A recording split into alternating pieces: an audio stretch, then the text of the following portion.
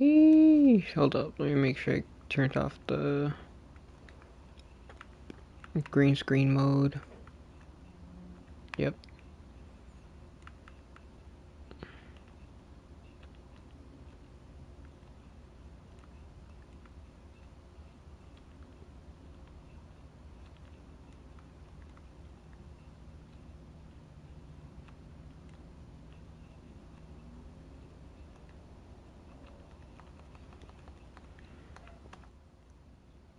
Have I played this game before? Nope.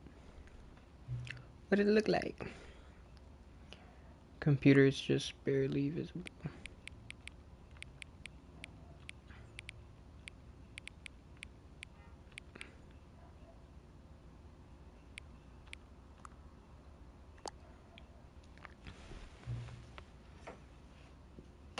Current time 5:40.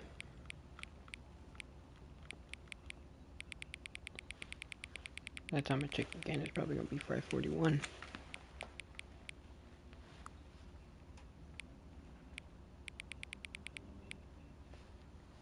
There you go.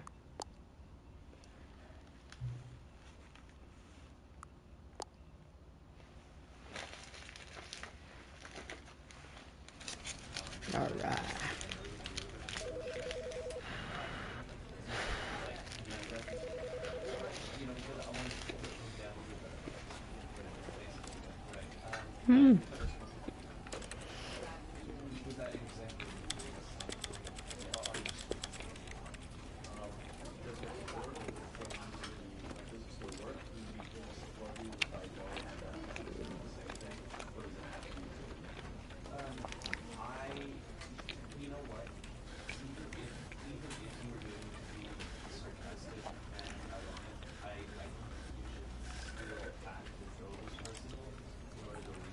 All right.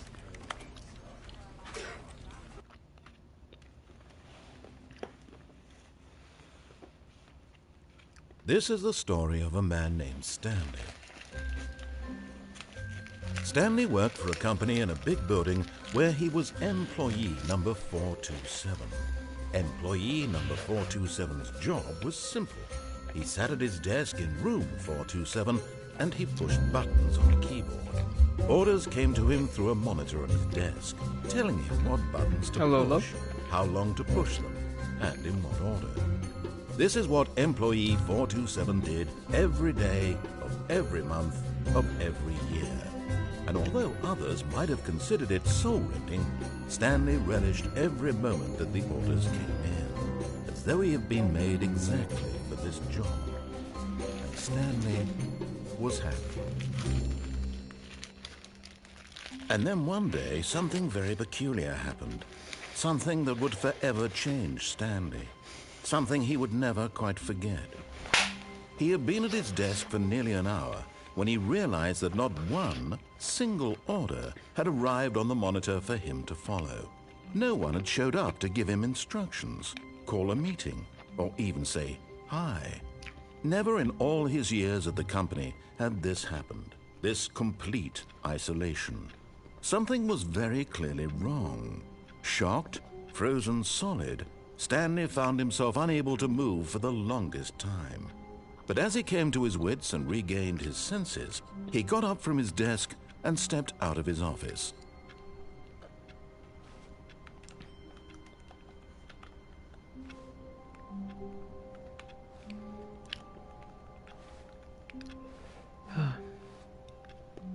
All of his co-workers were gone. What could it mean? Stanley decided to go to the meeting room. Perhaps he had simply missed a memo. No matter how hard Stanley looked, he couldn't find a trace of his co-workers.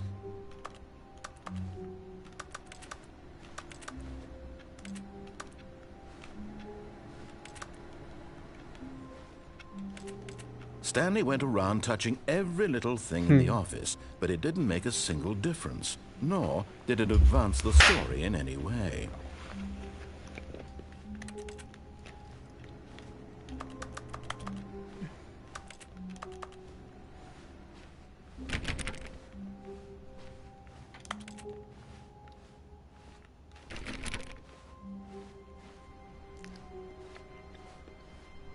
420.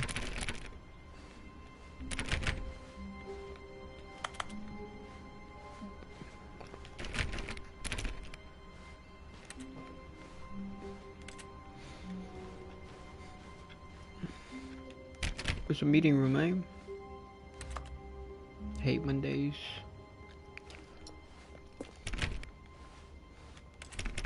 Such a bad saying. I hate Mondays. When Stanley came to a set of 2 open doors, treat he every entered day the like door a- on his left.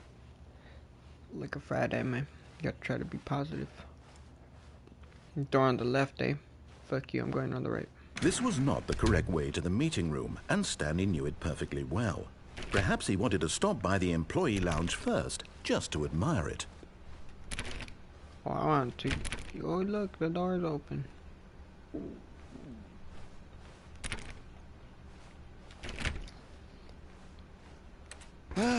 Yes, truly a room worth admiring. It had really been worth the detour after all, just to spend a few moments here in this immaculate, beautifully constructed room.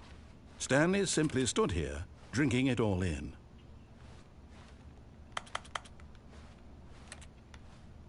Man. But eager to get back to business, Stanley took the first open door on his left.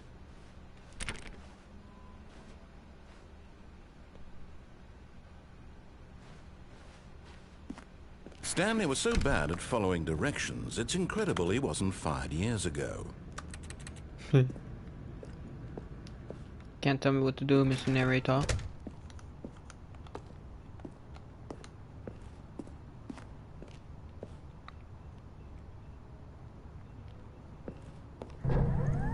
Look, Stanley, I think perhaps we've gotten off on the wrong foot here. I'm not your enemy, really, I'm not. I realize that investing your trust in someone else can be difficult, but the fact is that the story has been about nothing but you all this time. There's someone you've been neglecting, Stanley. Someone you've forgotten about. What? Really? I was in the middle of something. Do you have zero consideration for others? Are you that convinced that I want something bad to happen to you? Why, I don't know how to convince you of this, but I really do want to help you, to show you something beautiful. Look, let me prove it. Let me prove that I'm on your side. Give me a chance. Now listen carefully, this is important. Stanley walked through the red door. I'm doing everything you don't tell me to do. Perhaps you misunderstood. Stanley walked through the red door. No. I still don't think we're communicating properly. Stanley walked through the red... All right, fine, go ahead, Stanley. You want to know so badly what's out there? You want to find out what lies at the end of this road you've chosen? Well, don't let me stop you. You see? There's nothing here. I haven't even finished building this section of the map, because you were never supposed to be here in the first place. Broken rooms, exposed developer textures. Is this what you had wanted? Was it worth ruining the entire story I had written out specifically for you? Do you not think I put a lot of time into that? Because I did. And in the end, it was all for nothing. Because this is what you wanted to see. Help me here, Stanley. Help elucidate these strange and unknowable desires of yours. What would have made this game better? What did you want to see? Vehicles? Skill trees? Work with me. You've given me absolutely nothing so far. Tell you what. Let me take a stab in the dark at a new design, and you can give me some feedback. There we go. A third option. This already feels leaps ahead of where we were before. Go ahead, Stanley. Take it for a spin. Kind of don't want to go through where he's telling me to go. But let's go. Okay, I'm going to stop you there. Now, tell me about your experience with this new version. Would you say that the game benefited from allowing you more choices? Feel free to be honest. I'm looking for some real critical feedback here. Aha! You see, I knew I was onto something. Where do these flashes of inspiration come from? How did I know the game needed a third door? Well, it's instinct mostly, a calling in your gut. I really couldn't say where the idea came from, except that I felt it in my soul. You can't teach that, Stanley. Don't even try. Here, based on the data from your previous playthrough, I've compiled a new version. And to be perfectly candid, I think I've knocked it out of the park with this one. Let's take a look.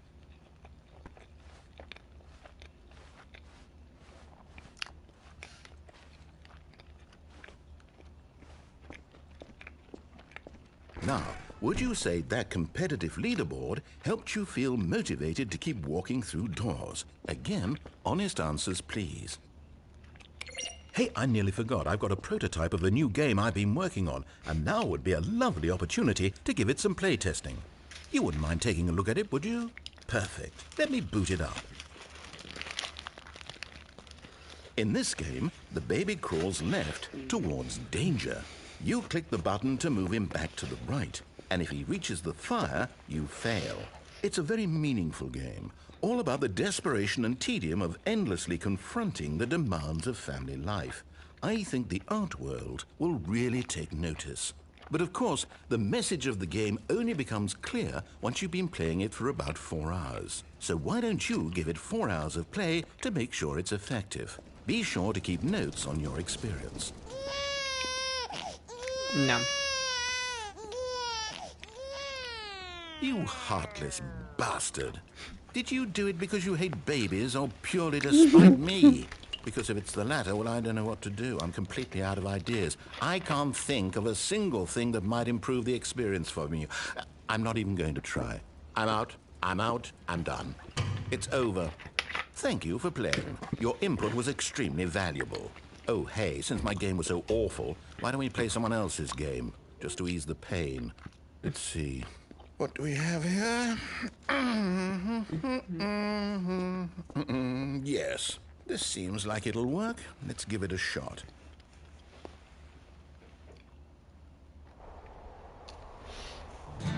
Oh, what the hell? Fascinating. What do you think this game is about, Stanley? What's our backstory? What is our motivation? Well, it seems obvious to me that you are meant to play as a creepy man spying on innocent civilians below you from up high in your creep tower, perhaps for some sort of twisted erotic purpose. Yes, that must be it. What a fascinating venture into the experience of total mental depravity. So far, I love everything about this game, Stanley. And it seems there's even This is more. freaking Come, Firewatch. let's venture outward I and never see got what to play else that is one. out there. That's crazy. No way.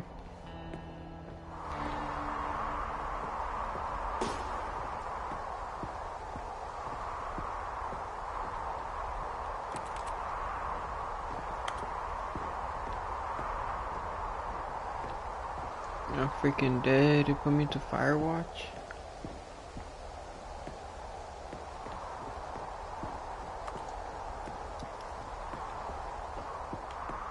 Oh no. No, it can't be.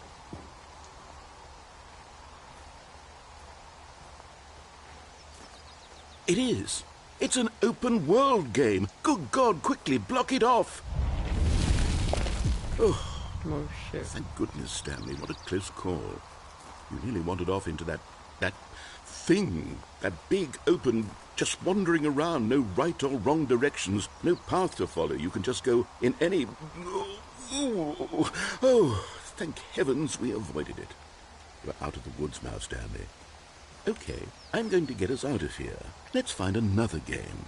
Preferably something with walls. Something with nice, big, insurmountable walls.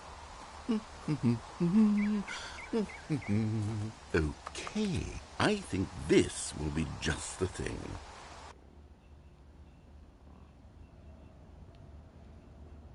Wonderful. See, this is exactly what I had in mind. Just a nice big box for you to run around in. There isn't any possibility that you could get lost here. Now this is game design.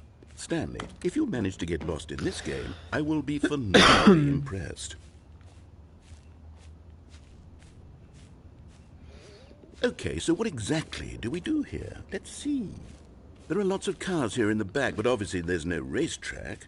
Okay, I'm seeing that there's a ball of some kind back here. Is this game sports ball? Stanley, I think it's sports ball. Oh, what fun. We shall run the bases and do a touchdown together? Yes, I think surely we must. Okay, Stanley, here's the ball. Have fun.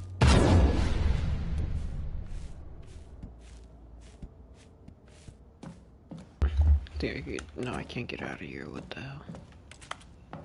Yeah.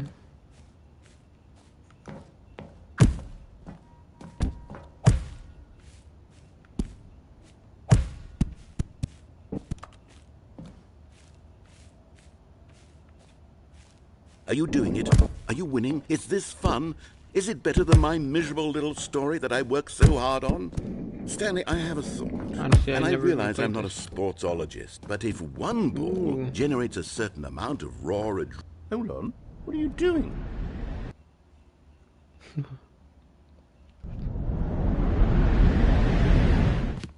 Stanley, don't do that. I can't follow you there. I can't help you.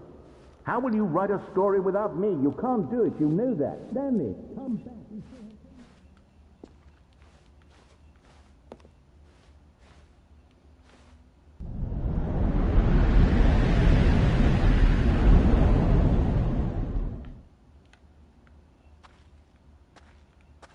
Oh shit. Honestly, don't know what the hell I'm doing. I just know I didn't want to follow that guy's instructions. I knew something crazy would happen. As much as I've seen. But I've not wanted to spoil this game for myself.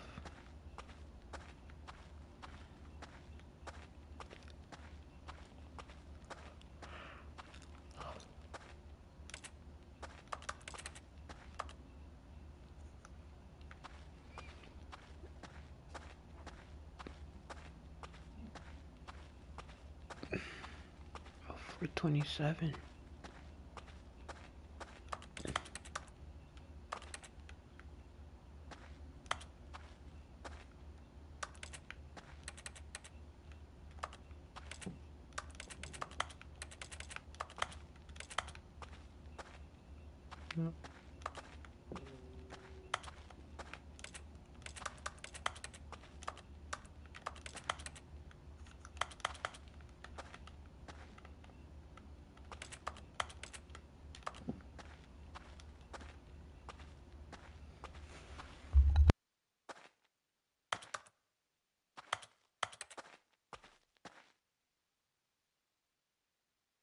I wonder what he found. If what he wanted was to be the leading man in his own story, well, perhaps he's gotten it. Down in wherever he is right now. I wonder if he's happy with his choice. And if he's learned the heavy cost that comes with it.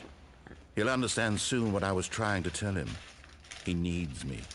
Someone who will wrap everything up at the end, to make sense out of the chaos and the fear and the confusion. That's who I am. That is what I mean to this world. Oh, yes. Yes, I'll be back. There's no other way. Once this ends, after it all comes to a close, then I'll be back. The end will be here soon. Very soon. I can wait.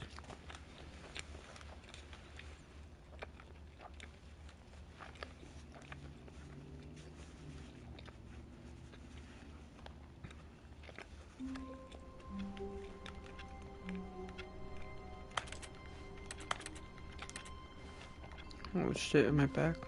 All of his co-workers were gone. What could it mean? Stanley decided to go to the meeting room. Perhaps he had simply missed a memo.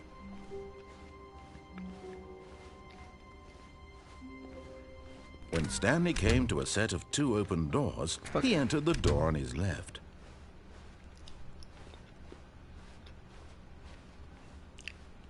Yet there was not a single person here either. Feeling a wave of disbelief, Stanley decided to go up to his boss's office, hoping he might find an answer there.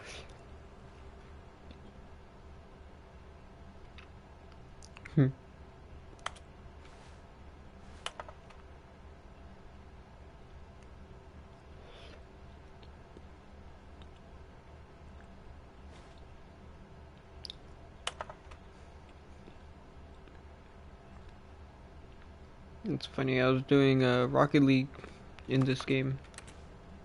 Firewatch.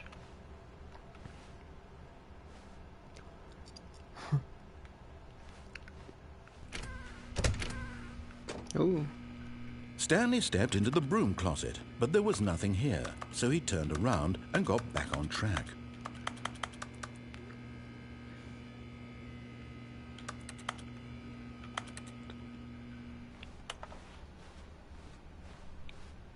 Coming to a staircase, Stanley walked upstairs to his boss's office.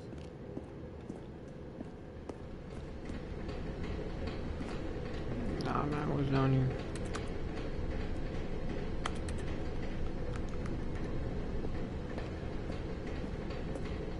But Stanley just couldn't do it. He considered the possibility of facing his boss, admitting he had left his post during work hours. He might be fired for that. And in such a competitive economy, why had he taken that risk? All because he believed everyone had vanished? His boss would think he was crazy. And then something occurred to Stanley. Maybe, he thought to himself, maybe I am crazy. All of my co-workers blinking mysteriously out of existence in a single moment for no reason at all. None of it made any logical sense. And as Stanley pondered this, he began to make other strange observations. For example, why couldn't he see his feet when he looked down? Why did doors close automatically behind him wherever he went? And for that matter, these rooms were starting to look pretty familiar. Were they simply repeating? No, Stanley said to himself, this is all too strange. This can't be real. And at last, he came to the conclusion that had been on the tip of his tongue. He just hadn't found the words for it. "I'm dreaming!" he yelled. "This is all a dream." Oh, what a relief Stanley felt to have finally found an answer, an explanation. His co-workers weren't actually gone. He wasn't going to lose his job. He wasn't crazy after all. And he thought to himself, I suppose I'll wake up soon. I'll have to go back to my boring real-life job pushing buttons. I may as well enjoy this while I'm still lucid. So, he imagined himself flying and began to gently float above the ground. Then he imagined himself soaring through space on a magical starfield, and it too appeared. It was so much fun, and Stanley marveled that he had still not woken up. How was he remaining so lucid? And then perhaps the strangest question of them all entered Stanley's head. One he was amazed he hadn't asked himself sooner. Why is there a voice in my head dictating everything that I'm doing and thinking? Now the voice was describing itself being considered by Stanley, who found it particularly strange. I'm dreaming about a voice describing me, thinking about how it's describing my thoughts, he thought. And while he thought it all very odd and wondered if this voice spoke to all people in their dreams, the truth was that, of course, this was not a dream. How could it be? Was Stanley simply deceiving himself, believing that if he's asleep, he doesn't have to take responsibility for himself? Stanley is as awake right now as he's ever been in his life. This Now, guy's making me hearing the knock the voice fuck speak out. these Jesus words was Christ. quite a shock to Stanley. After all, he knew for certain, beyond a doubt, that this was in fact a dream. Did the voice not see him float and make the magical stars just a moment ago? How else would the voice explain all that? This voice was a part of himself too. Surely, if he could just... He would prove it. He would prove that he was in control, that this was a dream. So he closed his eyes gently, and he invited himself to wake up. He felt the cool weight of the blanket on his skin, the press of the mattress on his back, the fresh air of a world outside this one. Let me wake up, he thought to himself. I'm through with this dream. I wish it to be over. Let me go back to my job. Let me continue pushing the buttons. Please, it's all I want. I want my apartment, and my wife, and my job. All I want is my life exactly the way it's always been. My life is normal. I am normal.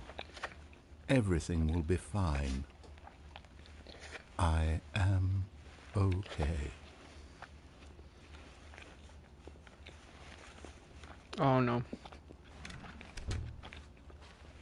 Stanley began screaming.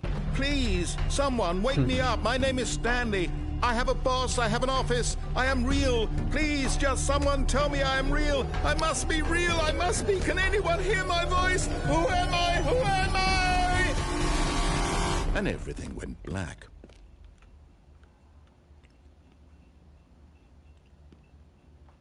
This is the story of a woman named Mariella. Mariella woke up on a day like any other. She arose, got dressed, gathered her belongings, and walked to her place of work. But on this particular day, her walk was interrupted by the body of a man who had stumbled through town talking and screaming to himself, and then collapsed dead on the sidewalk. And although she would soon turn to go call for an ambulance, for just a few No brief way. moments, she considered the strange man. He was obviously crazy. This much she knew. Everyone knows what crazy people look like. And in that moment, she thought to herself how lucky she was to be normal. I am sane. I am in control of my mind. I know what is real and what isn't. It was comforting to think this, and in a certain way, seeing this man made her feel better. But then she remembered the meeting she had scheduled for that day, the very important people whose impressions of her would affect her career, and by extension, the rest of her life. She had no time for this, so it was only a moment that she stood there, staring down at the body. And then she turned and ran. Damn.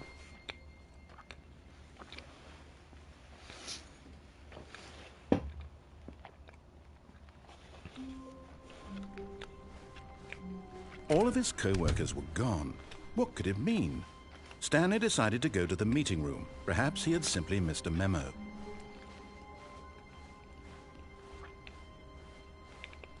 When Stanley came to a set of 2 open doors, he entered the door on his left.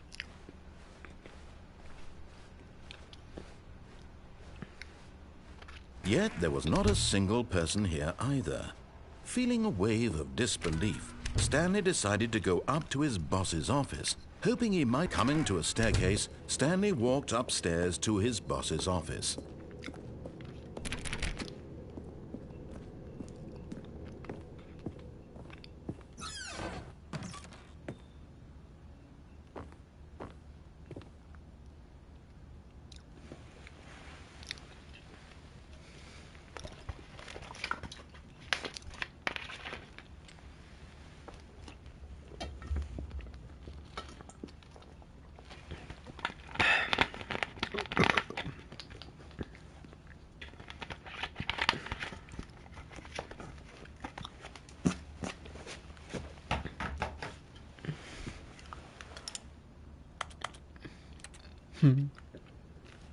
Time.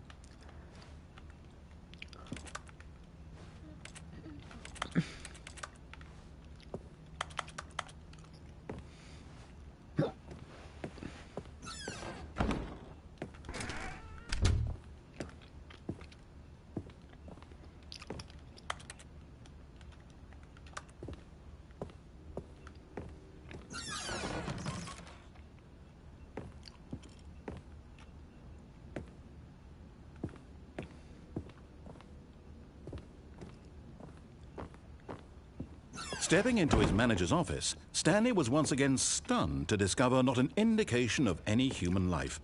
Shocked, unraveled, Stanley wondered in disbelief who orchestrated this, what dark secret was being held from him. What he could not have known was that the keypad behind the boss's desk guarded the terrible truth that his boss had been keeping from him. And so the boss had assigned it an extra secret PIN number, 2845. But of course, Stanley couldn't possibly have known this. Yet incredibly, by simply pushing random buttons on the keypad, Stanley happened to input the correct code by sheer luck. Amazing. He stepped into the newly opened passageway.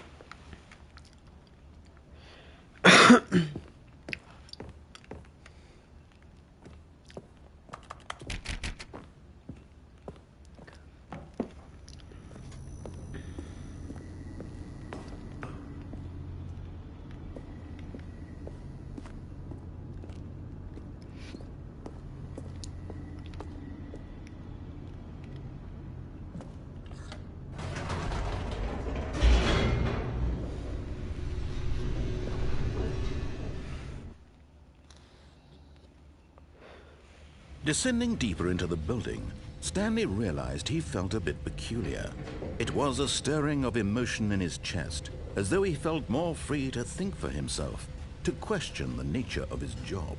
Why did he feel this now, when for years it had never occurred to him? This question would not go unanswered for long.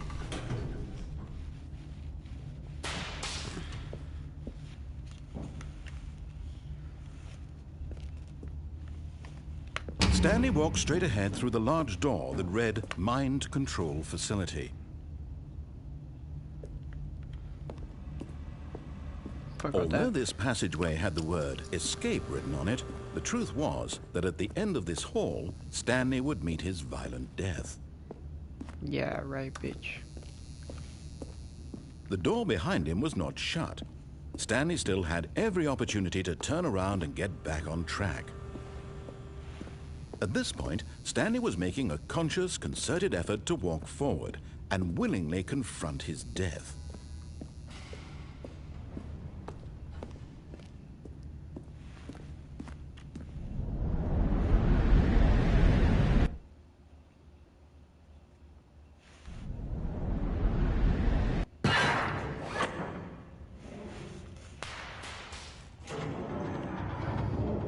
As the machine whirred into motion and Stanley was inched closer and closer to his demise, he reflected that his life had been of no consequence whatsoever.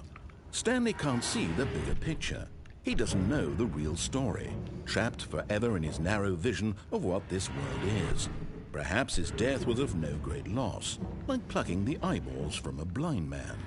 And so he resigned and willingly accepted this violent end to his brief and shallow life. Farewell, Stanley.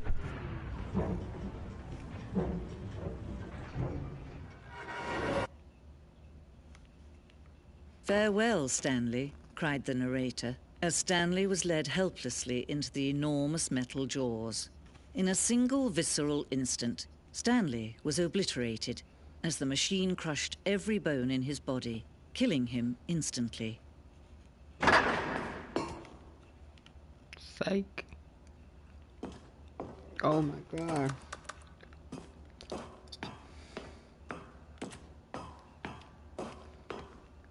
And yet it would be just a few minutes before Stanley would restart the game, back in his office, as alive as ever.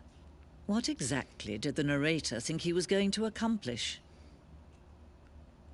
When every path you can walk has been created for you long in advance, death becomes meaningless, making life the same. Do you see now? Do you see that Stanley was already dead from the moment he hit start?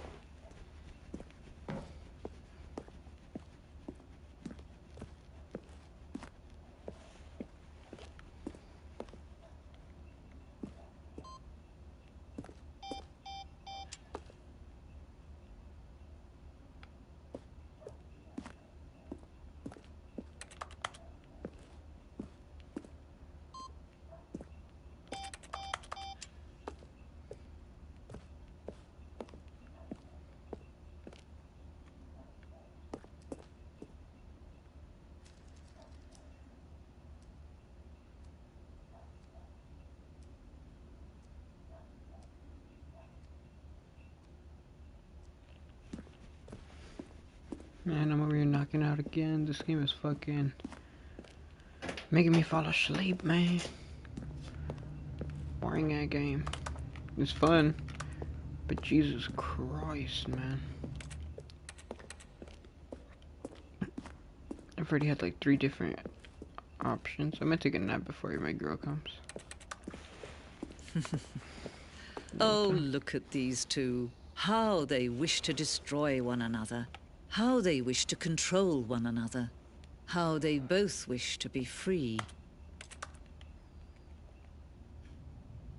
Can you see? Can you see how much they need one another? No, perhaps not. Sometimes these things cannot be seen. But listen to me. You can still save these two. You can stop the program before they both fail. Turn off your PlayStation. There's no other way to beat this game.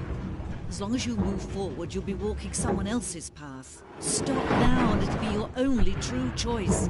Whatever you do, choose it. Don't let time choose for you. Don't let...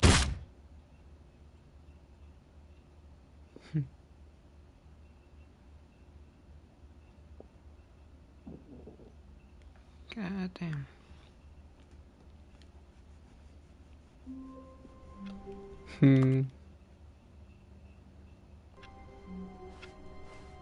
All of his co-workers were gone. What could it mean? Stanley decided to go to the meeting room. Perhaps he had simply missed a memo. I think I would leave you here for now.